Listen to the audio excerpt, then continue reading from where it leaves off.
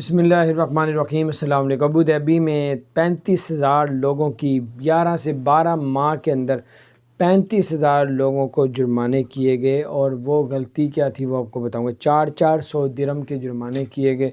गलती ये थी कि अपनी लाइन पे जो सीधा नहीं चला रहे थे, किसी की बेल्ट नहीं थी, कोई सफ़र में यानी कि ज़्यादा वो थे कि जो ट्रैफिक को जो रोड पे जो है एक लाइन में नहीं रहते थे, कभी इधर हो रहे थे कभी। इन लोगों का तकरीबन 35,000 लोग हैं जिनको 400 दिरहम का जुर्माना किया गया, 400 दिरहम का। तो बार ये कुछ अपडेट थी, मैंने कहा आपसे शेयर करूँ। अल्लाह ताला खैर करे। अगर आपने हमारे चैनल को सब्सक्राइब नहीं किया तो सब्सक्राइब कर दें, बेल आइकन प्रेस कर दें ताकि नई सी अपडेट्स आप तक पहुँचते रहें। अस्सलाम वालेकुम रहमतुल्लाहि व बरकातहू।